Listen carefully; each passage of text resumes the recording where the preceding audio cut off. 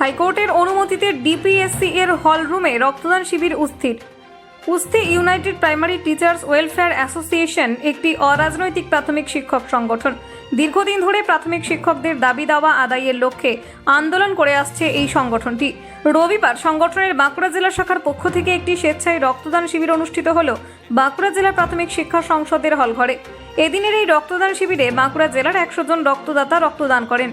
প্রত্যেক রক্তদাতার হাতে স্মারক সার্টিফিকেট এবং সবুজায়ন ঘটানোর লক্ষ্যে একটি করে চারাগাছ তুলে দেওয়া হয়। পাশাপাশি বাঁকুড়া বঙ্গ বিদ্যালয়ের একটি হলরুমে বাঁকুড়া জেলার প্রাথমিক শিক্ষক শিক্ষিকাদের বিনামূল্যে স্বাস্থ্য পরীক্ষা শিবির অনুষ্ঠিত হয় এই সংগঠনের পক্ষ থেকে। উল্লেখ্য, জেলা প্রাথমিক শিক্ষা সংসদের এই হলঘরে রক্তদান শিবির করার জন্য হাইকোর্টের অনুমতি নিতে হয়। তবে হলঘরের অবস্থা স্বাস্থ্যকর পরিবেশ ছিল না বলে অভিযোগ করেন সংগঠনের রাজ্য সভাপতি ভাস্কর ঘোষ। এদিনের এই কর্মসূচিতে উপস্থিত ছিলেন কুস্তি ইউনাইটেড প্রাইমারি ওয়েলফেয়ার অ্যাসোসিয়েশনের রাজ্য সম্পাদক ভাস্কর ঘোষ, রাজ্য গভর্নিং বডির সদস্য নির্ঝর কুণ্ডু, সবিতা কুণ্ডু, সংগঠনের বাঁকুড়া জেলা সভাপতি অরিন্দম খাড়া, সম্পাদক অরিন্দম মণ্ডল সহ সংগঠনের একাধিক পদাধিকারী এবং অন্যান্য সদস্যরা।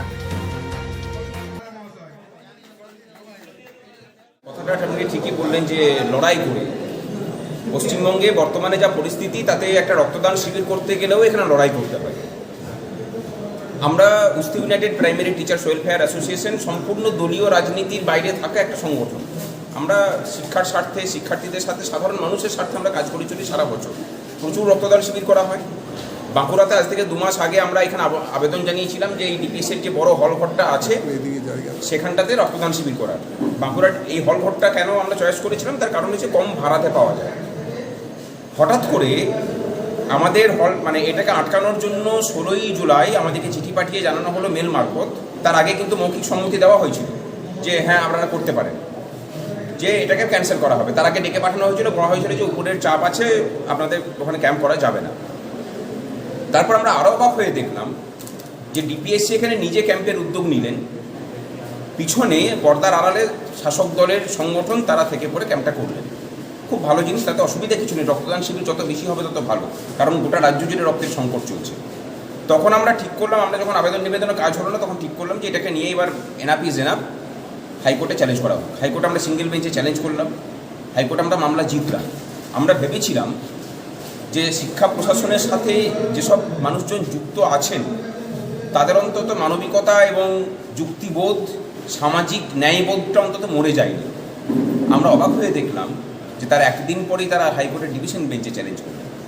হয়তো তারা কোথাও যেন ভেবেছিলেন যে এই সংগঠনটাও কোথায় তাবেদারদেরকে নিয়ে তৈরি সংগঠন। তারা ভুলে গিয়েছিলেন যে আমরা লড়াইটা যেহেতু অরাজনৈতিকভাবে করি, সিস্টেমের বিরুদ্ধে লড়াই, তাই সিস্টেম যা কিছু অন্যায় করবে কোনো কিছুকে মেনে নেওয়ার কোনো জায়গা নেই। শেষে শুক্রবার দিন আদালত শেষ হয়ে যাওয়ার পরে যখন আমাদের মামলা শুনানি হয়নি, তখন মাননীয় বিচারপতি হরিশ ট্যান্ডন এবং হিরণময় ভট্টাচার্যের ডিভিশন বেঞ্চ তাদের নিজস্ব চেম্বারে শুনানি করে 1 ঘন্টার শুনানির শেষে আমরা জয়লাভ করি। কিন্তু দুঃখের বিষয় এই যে এত বড় হলরুম দেখছেন, যেখানে 115 জনের রক্তদান করার কথা, থাকার কথা, আদালত অনুমতি দিয়েছে, একটা ছোট্ট একটা স্পেসকে ছেড়ে রাখা হয়েছে।